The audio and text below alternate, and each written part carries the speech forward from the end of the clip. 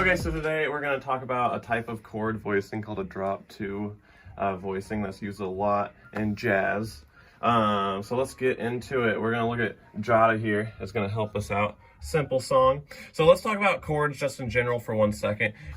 Typically, if you see maybe like an F, you might think F triad, right? Like these 3 notes. But in jazz, just kind of as a general rule of thumb, we like to use at least 4 voice chords. So whenever you see just a typical triad or a typical letter with nothing next to it, just put the 6 in there. It really fills out the sound a lot.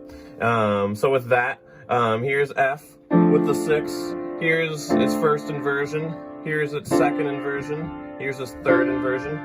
So these are what we call block chords. They sound great on their own, but what sounds even better is if you make it a drop 2 chord. So what we're gonna do is we're gonna take the second voice, which would be, here's the first voice at the top, here's the second voice, 1 down, and we're gonna take this, we're gonna put it in our left hand, and we're gonna put it below the rest of the chord. That's why we call it drop 2, because we're dropping the second voice to the bottom.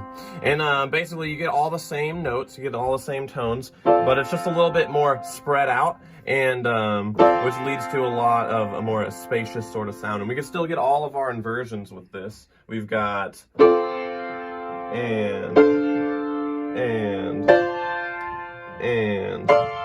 yeah. Maybe I want to do something cool. Maybe instead of these 3 notes, what if I wanted to put like a 9 in there? What if I wanted to make it an F7 and put a 9 in there instead? So we'd get maybe inversions like this. That sounds great. But what sounds even cooler a lot of the time is to make it a drop 2. Stick this second voice on the bottom and you've got.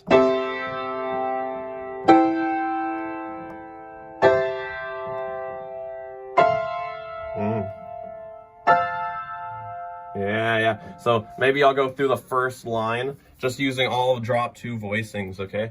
1, 2, 3, and.